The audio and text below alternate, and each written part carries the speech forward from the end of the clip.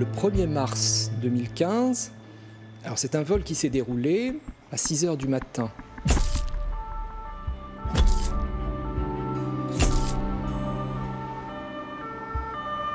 J'entendrai pendant longtemps dans ma tête la sirène du château retentir à cette heure-là. Et ce qu'on a découvert, c'est qu'effectivement, des cambrioleurs s'étaient introduits dans ces pièces en cassant une fenêtre. D'abord, c'était un vol très très bien organisé, parce que c'est un vol qui a duré 7 minutes. On nous a pris 22 objets, quelquefois relativement lourds, relativement pesants, et où il y a eu un choix de faits.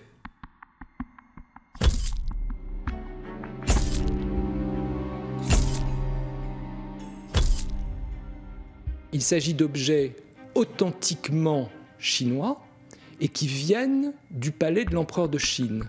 C'était le goût d'un vrai amateur d'art oriental, mais pour l'instant, on n'a absolument aucune piste particulière.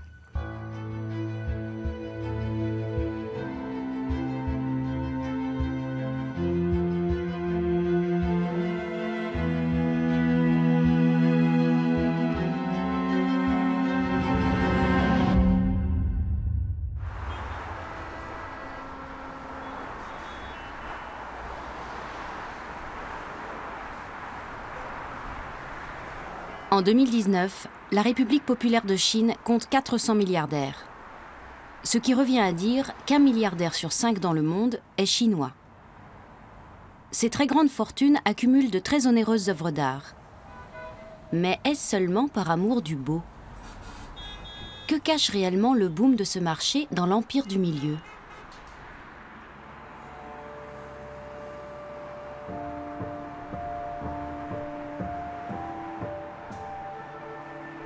Notre voyage commence à Pékin. Cet immeuble peut sembler dénué de charme, mais il abrite la collection d'art d'un de ces milliardaires.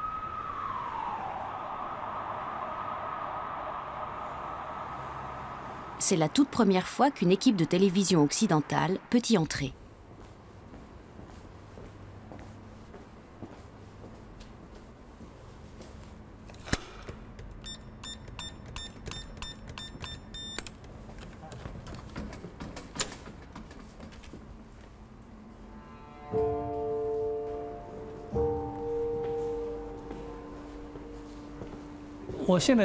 Les affaires vont bien.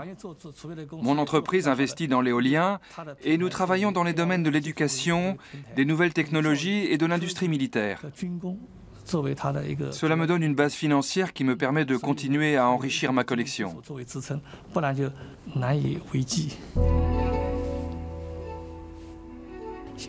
Combien de pièces elle comporte? Je ne sais pas exactement, mais probablement autour de 50 000. Oui, 50 000. On ne collectionne pas forcément les objets pour leur valeur, mais parce que chacun d'entre eux raconte une histoire. C'est ça qui me touche le plus.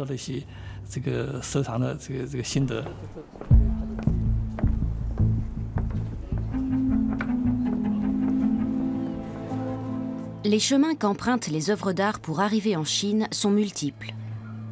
Mais pour commencer, suivons l'entrepreneur Pan Yong dans l'ancien palais d'été de Pékin. Ou du moins ce qu'il en reste. Car c'est ici qu'il faut chercher l'une des raisons du récent engouement des Chinois pour leur art. En 1860, en pleine deuxième guerre de l'opium, les troupes franco-britanniques mettent le feu au palais de l'empereur. Pour les Chinois, les ruines de cet édifice sont le symbole de l'humiliation subie.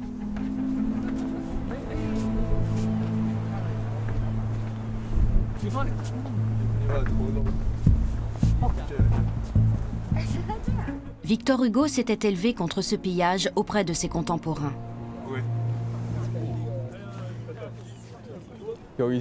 Un jour, 2 bandits sont entrés dans le palais d'été.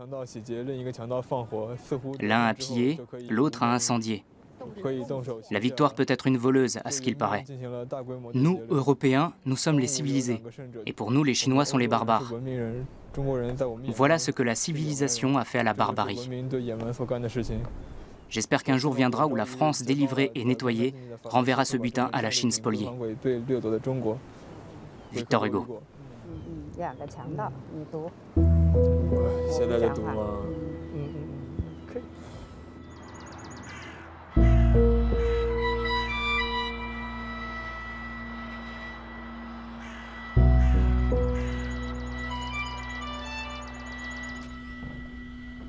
L'armée française, victorieuse, aux côtés des Anglais, la grande puissance mondiale, rapporte les dépouilles au sein de la résidence du souverain. Il y a un côté triomphe, évidemment, qui est très très important, cette histoire. Ça se passe en 1861, et les salles où nous sommes, elles vont être aménagées en 63. Pendant ces 2 ans, l'impératrice va imaginer la création de cet ensemble de salles qu'on appelle Salon et Musée chinois de l'impératrice. Que ce qu'on trouve ici, c'est pas un cabinet de chinoiserie, comme il y en a beaucoup. C'est le réceptacle d'objets qui, en Chine, avaient un statut extrêmement particulier, puisqu'ils étaient la propriété de l'empereur et qui se trouvaient tous dans la résidence impériale.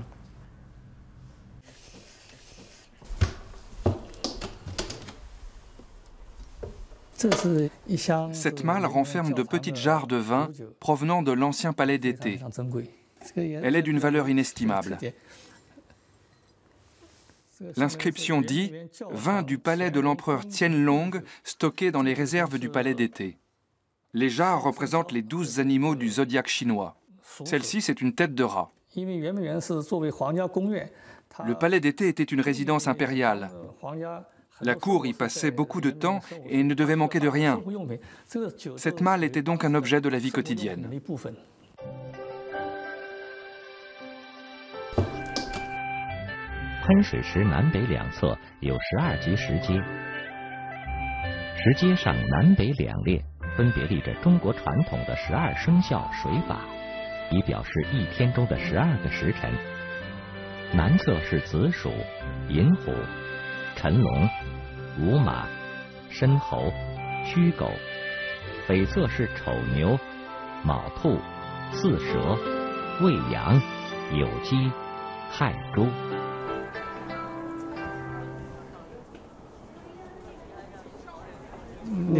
Regarde, ça c'est le palais dessiné par Castiglione avec son élément central, la grande fontaine. Cette partie-là? Oui, c'est ça. Dessus, il y avait des jets d'eau. Des statues qui crachaient de l'eau.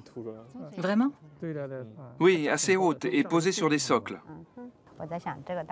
Qu'est-ce que ce serait beau si ça n'avait pas été détruit? Vous imaginez, ce sont des antiquités. Les têtes surtout sont très recherchées parce qu'elles ont été enlevées. Elles représentent vraiment la culture traditionnelle chinoise. La Chine et l'Occident réunis. Sur ses premiers dessins, Castiglione avait prévu des femmes nues. Il les a montrées à l'empereur. C'était indécent. Oui, ça n'allait pas du tout avec la culture chinoise. Il fallait qu'il trouve autre chose. C'est là qu'il a pensé aux animaux du zodiaque. Et eux font vraiment partie de la culture traditionnelle. Les bronzes ont été coulés en France.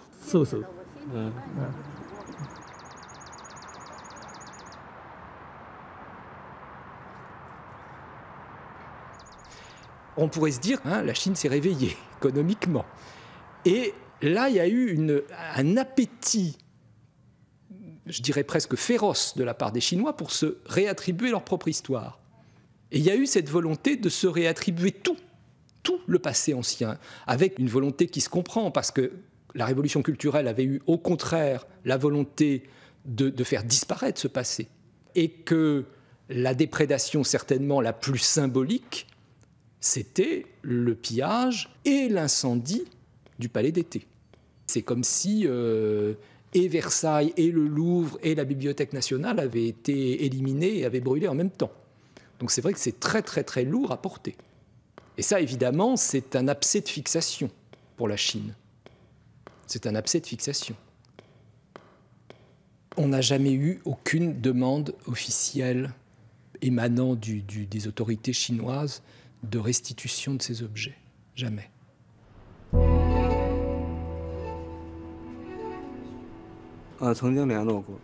Nous avons fait la demande. De nombreux Chinois en visite à Fontainebleau se posent des questions. Nous savons que beaucoup d'objets proviennent de l'ancien palais d'été et ont donc été dérobés. Mais arriverons-nous à les faire rentrer en Chine pour autant? En réalité, c'est une procédure très complexe. La décision n'appartient pas à des individus, des institutions ou des musées. Nous sommes une organisation non gouvernementale, une fondation. Mais en pratique, c'est le gouvernement qui guide notre action.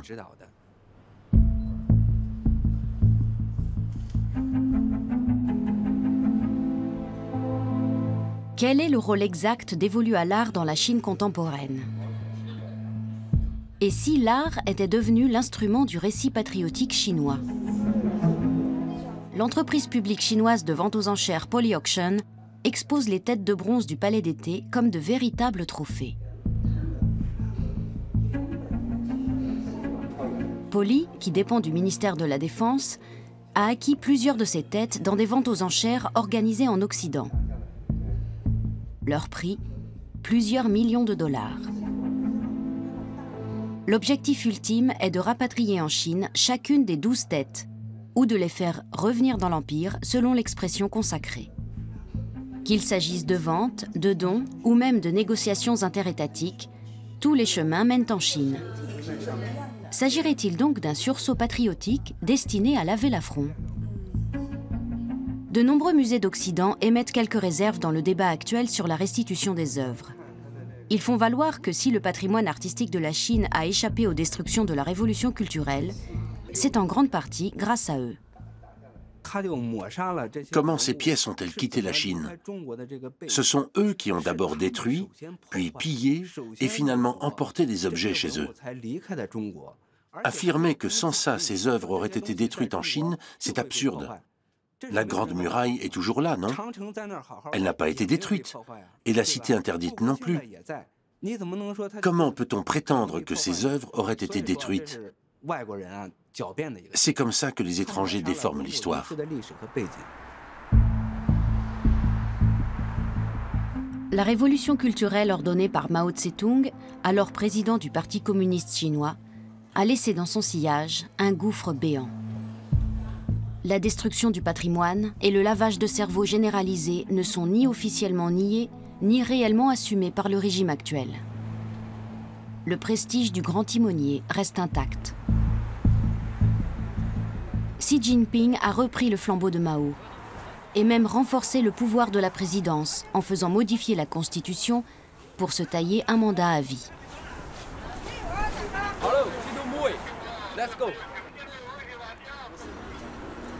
La culture est pour lui un instrument de l'harmonie sociale. Quand le peuple mange à sa faim et s'enrichit, il ne cherche pas à se soulever.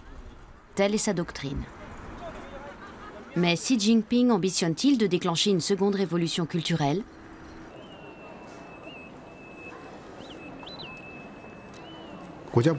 Notre musée a déjà plus de 100 ans. Sa création date de 1910. Les collections comportent plus d'1 million de pièces. Avec l'ouverture du pays, c'est un fait incontesté, notre économie progresse d'année en année. Cette croissance se traduit également dans le domaine de la culture. Et comme vous le voyez, nous possédons désormais les meilleurs musées au monde.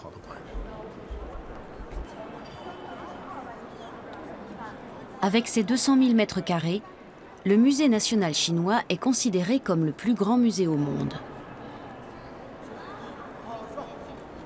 Le fait que sa rénovation coûteuse ait été confiée à un célèbre cabinet d'architectes allemands a été interprété comme un signe d'ouverture sur l'Occident.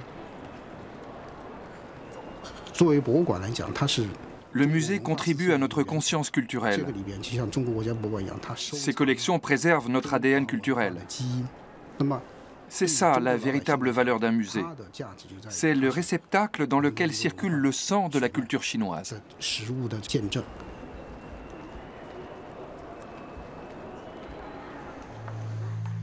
Au cœur du musée national, 2 autres têtes de bronze de l'ancien palais d'été sont exposées en bonne place. Le rat et le lapin. Celles-ci ont été rapatriées en Chine il y a seulement quelques années, après avoir figuré dans l'une des plus illustres collections privées de France.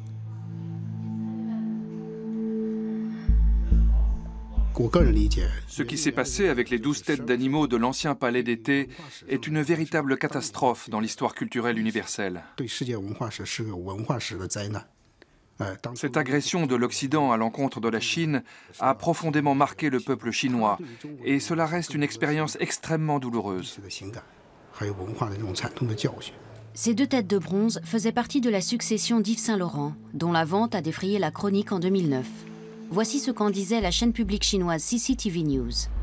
In 2009 in Paris, in the Christie's sale of the estates of late French fashion designer Yves Saint Laurent, 2 bronze heads surfaced, that of rat and rabbit. The Chinese government condemned the sale of the looted relics and demanded their return. Chinese claims incontrovertible ownership of these relics. They should be returned to China. This resolute attitude was echoed at the non-governmental level, where China Lost Relics Recovery Fund, headed by lawyer Liu Yang, filed a petition to try to stop the sale, only to be rejected by a Paris tribunal. The items were sold for $19 million US each, and he is the successful bidder. At that moment, every Chinese man will step up and stop the sale. I am only doing my obligation, but I need to emphasize that I will not pay for these items.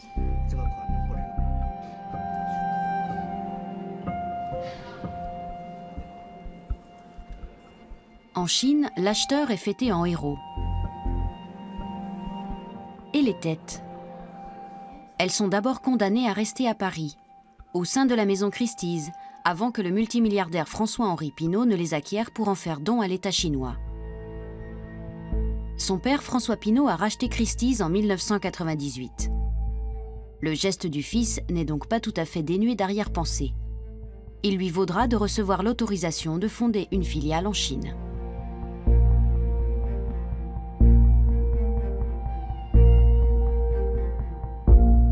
Monsieur Pinault a fait le choix, à titre personnel, d'offrir ces têtes du zodiaque à l'État chinois. Et même s'il est actionnaire et propriétaire de la maison Christie's, c'est une décision indépendante. Bien sûr, nous en sommes très fiers. Nous avons pour principe, et cela nous tient à cœur, de respecter les œuvres du patrimoine et de les traiter comme les précieux témoins du passé qu'elles sont.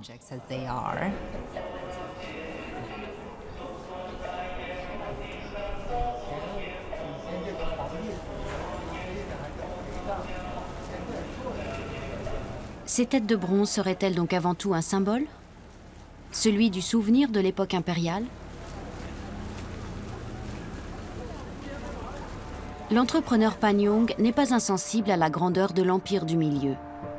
La porte d'entrée du siège de son entreprise imite le style du musée du palais.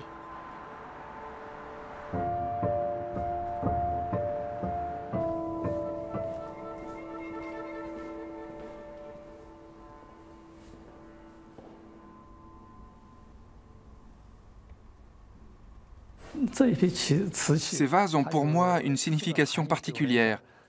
Ils ont appartenu à une branche de ma famille, à Suzhou. Ils datent de la fin de la dynastie Qing et ont été fabriqués par la manufacture impériale. Objet rituel de la maison Pan.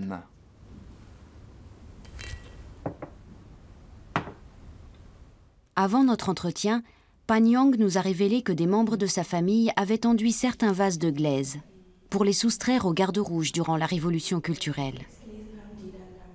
Quand nous lui demandons d'évoquer cet incident délicat devant la caméra, il se montre tout d'abord réticent. Je peux vous parler du nom de ce vase. Jade vert de longévité. Ou alors vous expliquez les caractères inscrits dessus. D'accord, parlez-nous de ça. Comme ça, vous saurez tout. Ce sont des caractères qui, traditionnellement, renvoient aux notions de bonheur, de richesse et de longévité.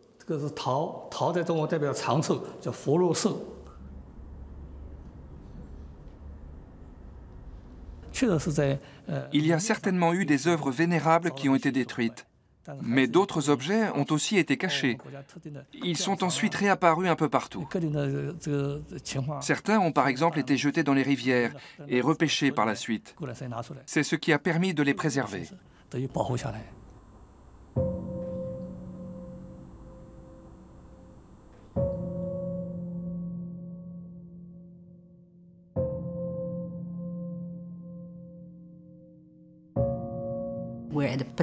On est à un moment de l'histoire un peu particulier en Chine. Si l'on pense à tout ce que ce pays a vécu au cours du siècle dernier, guerre, bouleversements politiques et révolutions, c'est un climat qui n'est pas franchement propice au fait de collectionner l'art, activité qui exige un certain degré de paix et de prospérité. Ces 40 à 50 dernières années, les Chinois ont travaillé très dur pour nourrir leur famille. L'objectif principal était la survie. On n'avait pas le temps de penser à rassembler de beaux objets ou à étudier l'art. Mais je dirais que ça a beaucoup changé depuis une vingtaine d'années. On assiste à une redécouverte de notre propre patrimoine culturel, avec 5000 ans de création et des œuvres exceptionnelles. Les gens se replongent dans cet héritage, apprennent à le connaître et reprennent confiance. La Chine fait partie des grandes puissances du monde, non seulement d'un point de vue économique, mais aussi peut-être d'un point de vue culturel.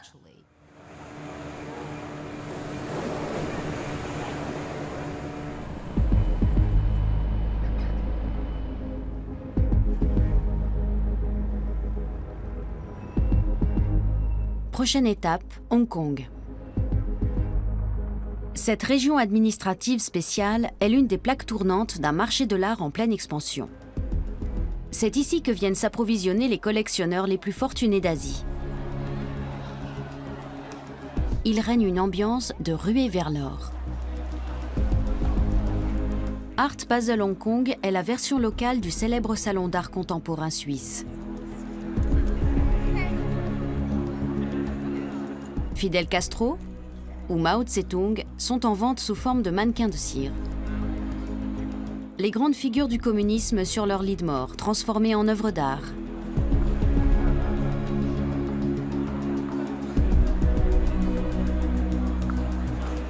L'artiste chinois le plus cher au monde serait actuellement Zheng Fanji. Ses compatriotes collectionneurs s'arrachent ses œuvres, qui atteignent plusieurs millions de dollars.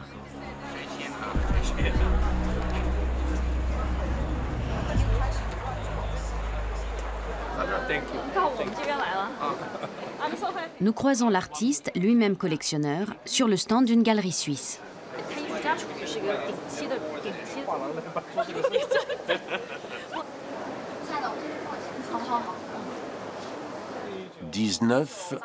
1982. Né en 1931. Exact. Auerbach est considéré comme le plus grand portraitiste britannique. L'année dernière, la Tate, à Londres, lui a consacré toute une exposition. Je vous ai aussi envoyé le registre des enchères. Une de ses œuvres a été adjugée à plus de 4 millions. C'était une œuvre de jeunesse datant des années 1950. Des années 1950 ? J'en ai une qui est plus ancienne. Un portrait ? Oui. Les tableaux des années 1950 sont les plus cotés. Pourtant, il n'avait guère plus de 20 ans à l'époque. C'est quand même très jeune. Je ne l'ai pas payé très cher. Ce tableau est vraiment bien. Ok, vous pouvez le réserver. Parfait.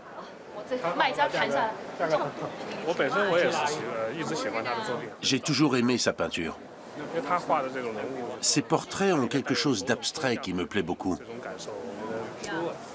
Je collectionne ses tableaux, surtout ses œuvres de jeunesse. C'est vrai qu'il y a ici quelque chose qui rappelle le Far West. Il règne en Chine un formidable engouement pour l'art, avec des décennies de retard à rattraper. Il y a une immense curiosité. Il ne faut pas sous-estimer les Chinois. Ils ont appris énormément de choses et sont incroyablement ouverts. On peut avoir des préjugés sur leur façon de fonctionner, mais ils se sont très rapidement intégrés à la scène artistique internationale. Bye bye, Maître Zheng.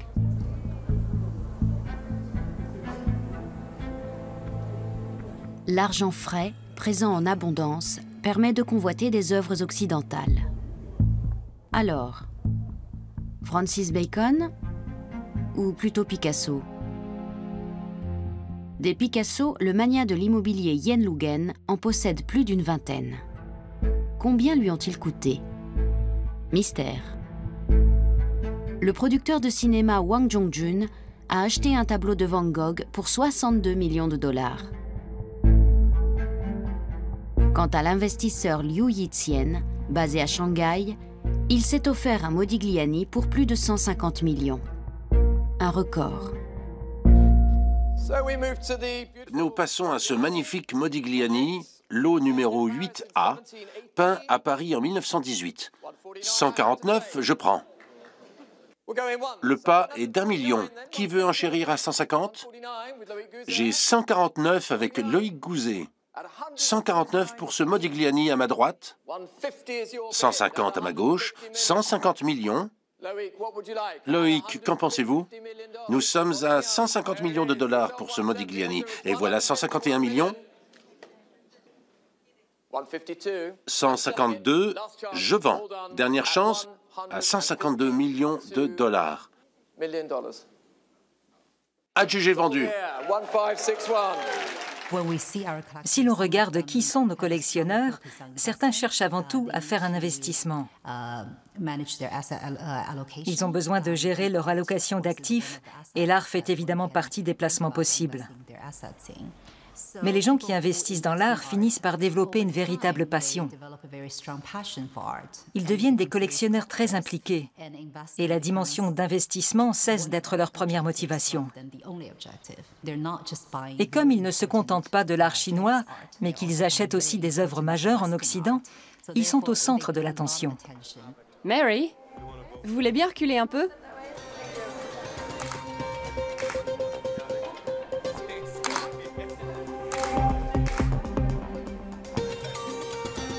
C'est bon?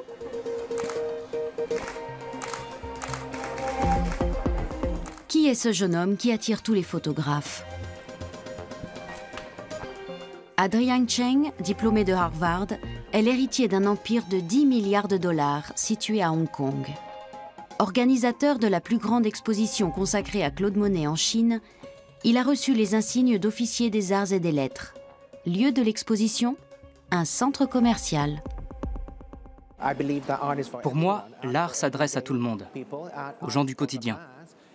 L'art est fait pour les masses et il faut le montrer à un endroit où il est accessible, et non pas au sommet d'une montagne. Qui irait escalader un arbre pour admirer des œuvres? Les gens ne vont pas au musée. Il y a une sorte de malentendu, car on s'imagine que l'art est un domaine à part, quelque chose de distant, réservé à une certaine élite.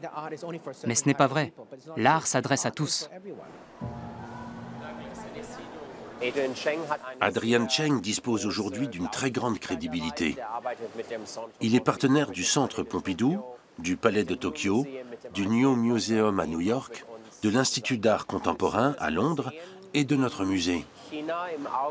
En ce moment, en Chine, les musées naissent souvent de l'initiative de particuliers. Mais ça n'était pas différent en Occident il y a une centaine d'années. Adrian Cheng est un homme extrêmement cultivé. Sa position lui offre un privilège immense. C'est un pionnier qui s'aventure en terre inconnue, mais qui est suffisamment généreux pour doter ses projets et en assurer la pérennité, sachant que la société se transforme radicalement et à toute vitesse.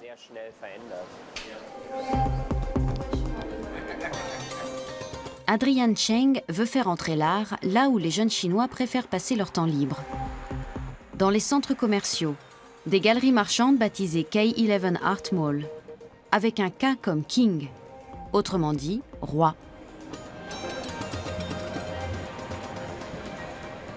Cheng est l'héritier d'une famille d'entrepreneurs hongkongais ayant fait fortune dans l'immobilier et la joaillerie.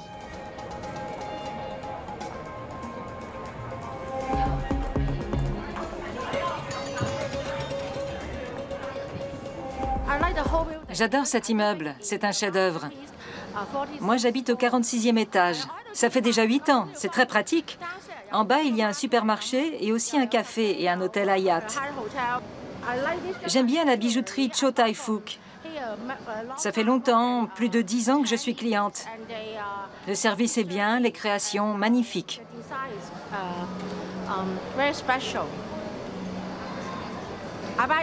J'ai acheté un collier de perles et une Rolex en or. Un nouveau modèle. Il était en promo.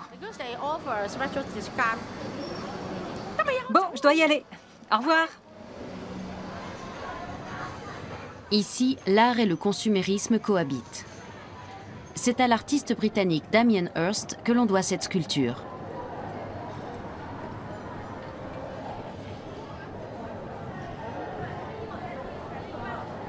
La Chine compte déjà 9 de ces art malls. Il y en aura bientôt 10 de plus. Si l'on veut pouvoir toucher un certain public, il faut remettre l'art au centre de la réalité. Le remettre au cœur de la société, dans un endroit central et très fréquenté. Il faut que les gens puissent toucher les œuvres, les ressentir. C'est comme ça qu'on donne vie à un espace. Ici, on a des boutiques, des objets design, mais aussi des œuvres d'art, et même un musée. C'est tout simple. Encore faut-il s'affranchir de la norme. Les gens me disent « Comment pouvez-vous concilier un centre commercial et un musée ?» Je leur réponds « Et pourquoi pas ?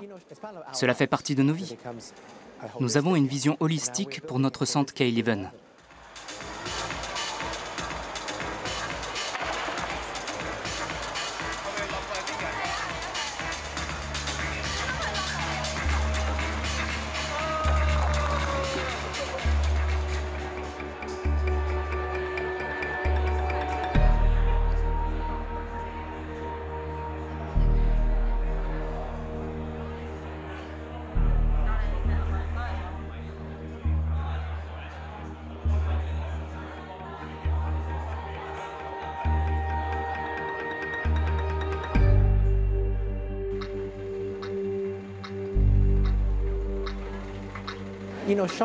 Un magasin, cela peut être du consumérisme, mais aussi s'inscrire dans une démarche artistique. Prenez Jeff Koons ou Andy Warhol. Ils parlent d'argent et de consommation. Qu'ils en jouent ou qu'ils en fassent un moyen d'expression, peu importe.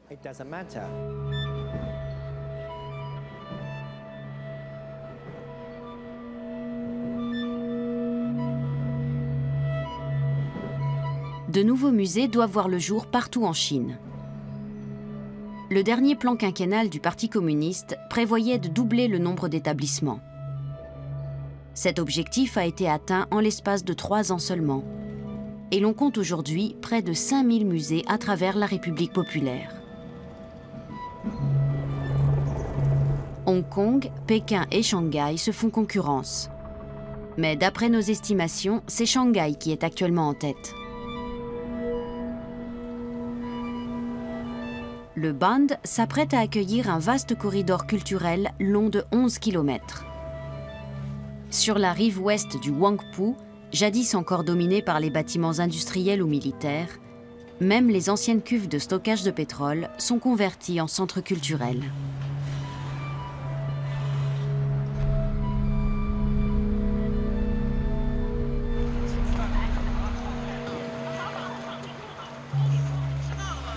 Le monde occidental n'a pas l'intention de rater le train de ce boom muséal en Chine. Le centre Pompidou a déjà un pied dans la porte. Il doit ouvrir une antenne à Shanghai qui portera le nom de West Bund Art Museum. Li Binchen, qui a travaillé 10 ans comme architecte à Berlin, dirige aujourd'hui l'agence David Chipperfield de Shanghai. Le concept du musée, c'est quelque chose qui n'existait pas en Chine. C'était plutôt occidental comme idée. Ce qu'il y avait autrefois, c'était des collections impériales et des collections privées. Un collectionneur invitait ses amis à venir admirer ses œuvres chez lui. L'idée d'un musée ouvert au public était parfaitement inconnue. Aujourd'hui, on construit une quantité de musées, mais si l'on y regarde bien, c'est encore sur un modèle très occidental. Pour moi, un musée, c'est quelque chose d'exceptionnel, quelque chose qui vous libère. On peut dire qu'un musée, c'est un petit morceau de liberté en pleine ville.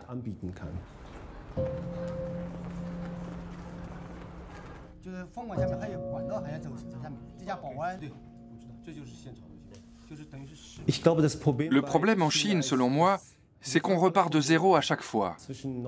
De 1950 à 1980, un grand nombre de biens ont été détruits, du fait notamment de la révolution culturelle.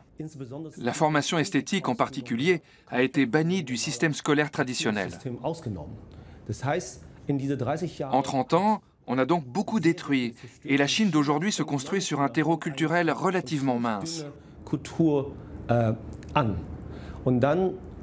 Ensuite, on a eu les réformes, dans les années 1980, avec un développement extrêmement rapide et l'argent comme thématique principale. Le pragmatisme est devenu le maître mot. Ce n'est qu'après 1990 que l'État a cherché à développer la culture. On commence par s'enrichir, et après on réfléchit à son identité. La culture comme vecteur d'identité? C'est en tout cas la vision du Long Museum, musée privé de 30 000 m² situé au cœur de ce nouveau corridor culturel.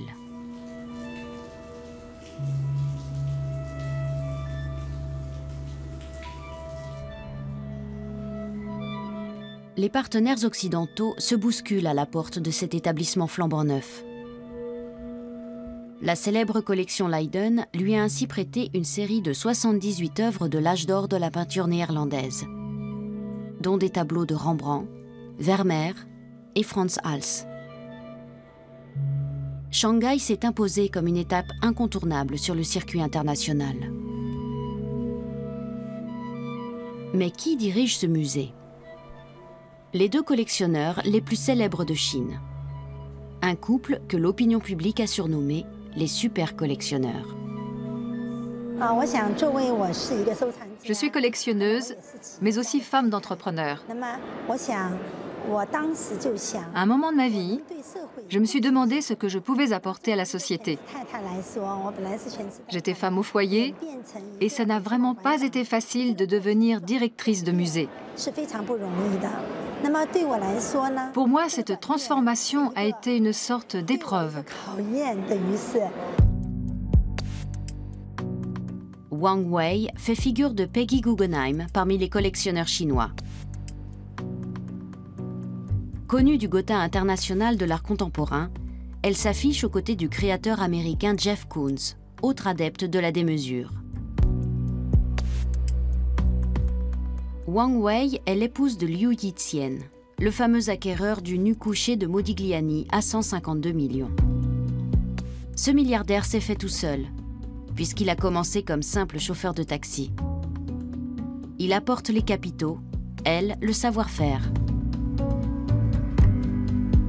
En l'espace de quelques années, le couple a fait construire 4 vastes musées privés.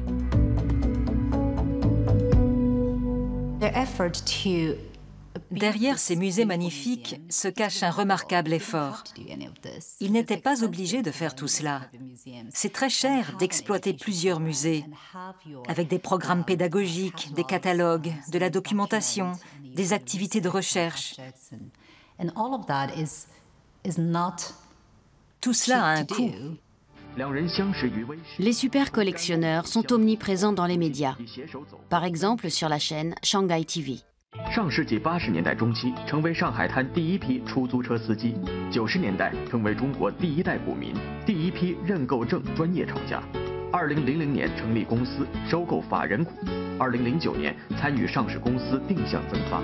刘义谦似乎总能先人一步嗅到商机，捕捉到每一次市场转型带来的致富机会，最终从城隍庙的摆摊少年蜕变为身家超过100亿的富豪。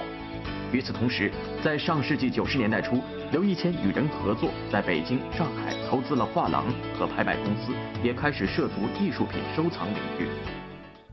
Mais Liu Yixian ne se limite pas aux grands noms de la peinture occidentale. Il rachète également des œuvres pillées et des trésors de la Chine impériale pour les rapatrier. Lors d'une vente aux enchères de porcelaine chinoise, il a ainsi acquis cette tasse minuscule pour un prix astronomique. La tasse au poulet est une coupe de la dynastie Ming, vieille de 500 ans et de la plus haute provenance. Nouveau prix record pour une porcelaine chinoise, adjugée à 250 millions de dollars. 250 millions de dollars hongkongais, soit près de 30 millions d'euros pour une simple tasse. Liu Yitian paye immédiatement, en faisant passer sa carte de crédit 24 fois dans la machine. Il expliquera que cela lui permet de gagner des miles. Lors de la conférence de presse qui suit, il se sert un thé dans sa tasse à 30 millions devant les caméras, savourant ostensiblement le plaisir de poser ses lèvres à l'endroit où l'empereur avait posé les siennes.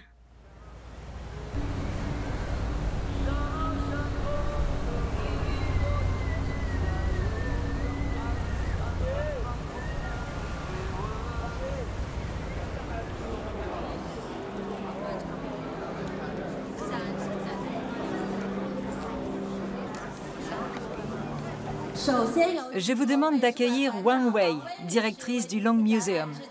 Madame Wang, je vous prie.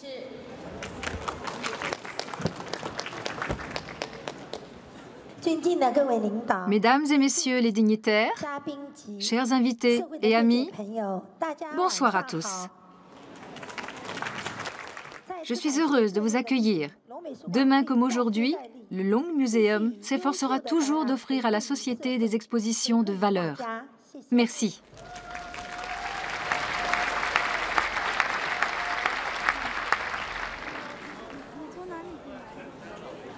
Quand la super collectionneuse Wang Wei organise un vernissage dans son musée, ce sont plus d'1 millier de visiteurs qui répondent à l'invitation. Elle a de l'influence et sait s'en servir pour populariser la culture, avec des œuvres allant de l'époque impériale au XXIe siècle. Un effort pédagogique qui vise à créer une identité culturelle. Elle est formidable. Elle m'a dit que mon exposition était la première d'une série consacrée à des artistes femmes. C'est vraiment un grand honneur.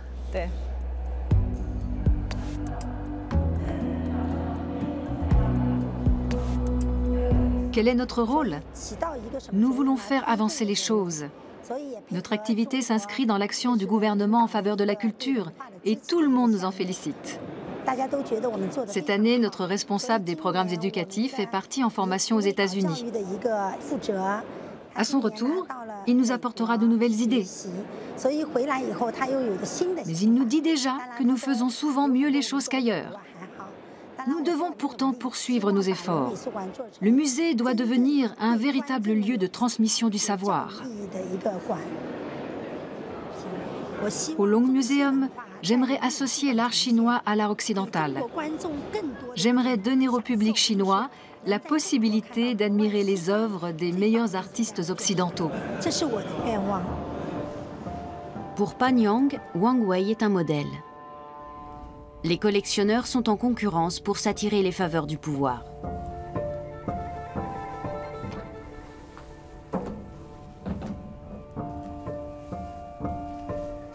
Pan Yang aimerait à son tour ouvrir ses collections au public.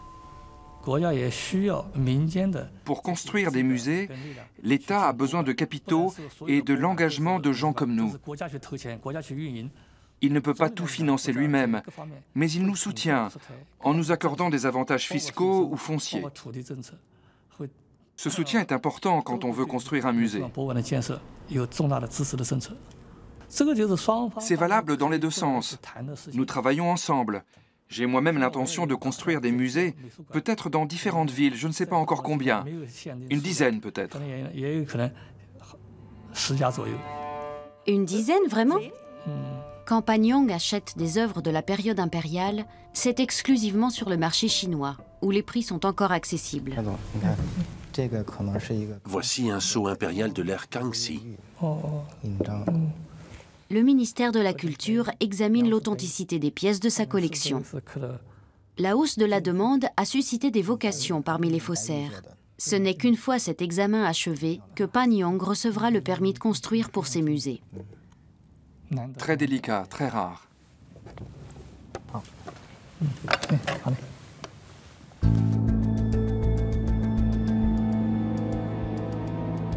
Notre enquête nous conduit sur une nouvelle piste qui nous ramène en Europe. Le boom du marché chinois de l'art entraîne des conséquences inattendues.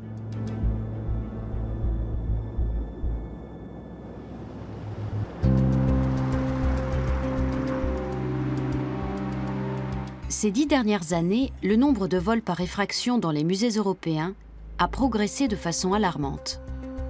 Les œuvres d'Extrême-Orient sont parmi les plus recherchées. Des cas se sont produits en France, mais aussi en Suède, en Norvège et surtout au Royaume-Uni. Le musée de Bath est l'une des dernières victimes en date. Au petit matin du 17 avril 2018, 4 hommes cagoulés sont entrés dans le musée par cette fenêtre du premier étage. Ils ont accédé aux salles d'exposition, ont brisé 7 vitrines et ont volé 48 objets en l'espace de 3 minutes.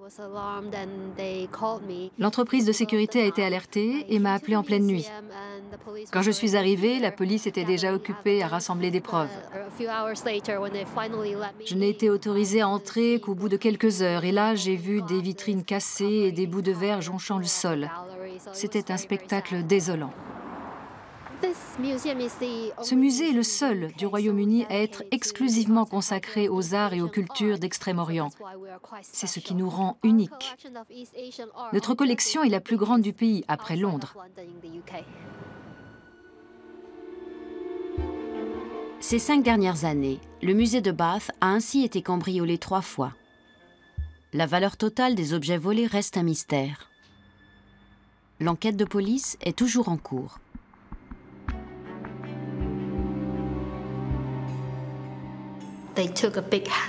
Ils ont défoncé les vitrines à la masse et tout mis dans leur sac. Nous avons perdu des objets en céramique, en bambou et autres matériaux. Mais quand on regarde les images de télésurveillance, on voit qu'ils sont allés tout droit vers les vitrines contenant des pièces en jade et en or. Parmi les objets volés, il y avait ce singe en jade jaune et marron. C'est un singe qui tient une pêche et nous sommes très tristes qu'il ait disparu.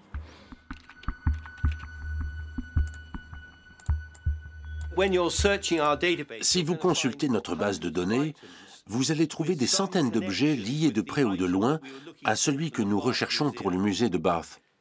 Et c'est ce que l'on fait tous les jours. On passe en revue 5000 pièces qui transitent par les salles de vente pour essayer de repérer celles qui ont été volées à Bath. Évidemment, c'est une course contre la montre, car il ne reste que 10 jours avant la vente. Selon les termes de notre contrat, tout doit être validé au plus tard 4 jours avant la vente proprement dite, pour nous laisser le temps de régler tout problème éventuel. Julian Radcliffe est un peu le James Bond du monde de l'art. Le registre des œuvres disparues qu'il alimente depuis une trentaine d'années est le plus vaste en son genre. Il prête main forte à la police britannique, au FBI et à Interpol. Et surtout, il coordonne une armée d'historiens de l'art, occupés partout dans le monde à rechercher les œuvres volées.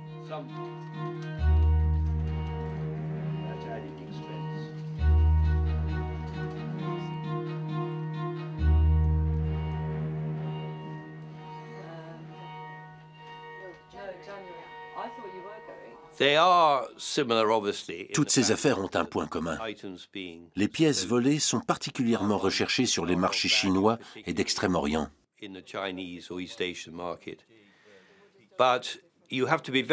Mais il serait très imprudent d'en tirer des conclusions et d'imaginer un grand méchant commanditaire qui chercherait à enfermer ses œuvres dans ses collections privées. Il y a très peu de chances que ce soit le cas. Il est plus probable que les criminels se soient rendus compte qu'un certain type d'œuvre a pris de la valeur et qu'ils cherchent les endroits où la sécurité laisse un peu à désirer. Ce sont des vols ciblés et non pas des commandes. L'idée qu'il y aurait quelqu'un quelque part, dans une grotte ou un souterrain, avec une collection d'œuvres d'art de Chine volées est tout simplement fausse.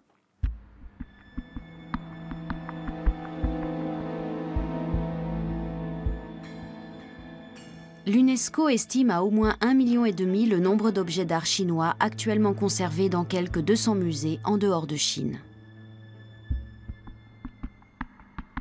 On peut penser que Pékin soutient les collectionneurs privés et quelques entrepreneurs très fortunés pour qu'ils fassent l'acquisition de ces œuvres issues de pillages et les rapatrient en Chine.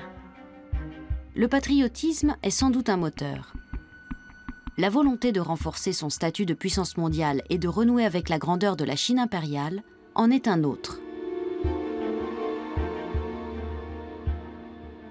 Mais peut-on imaginer un lien avec la récente vague de cambriolage? Et s'il s'agissait de voler les pays qui ont eux-mêmes volé?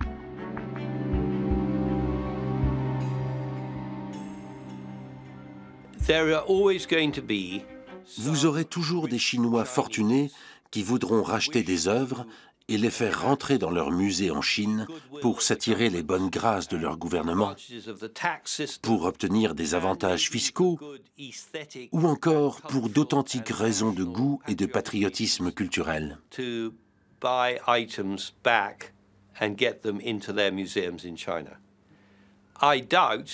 Je ne crois pas que tout cela soit piloté de près ou de loin par le gouvernement chinois. J'espère que ce n'est pas le cas. Mais il se peut que certains individus en Chine soient prêts à ne pas trop poser de questions sur la provenance d'un bien culturel revenu au pays. Ils n'iront pas jusqu'à remonter le fil de chacun de ses précédents propriétaires.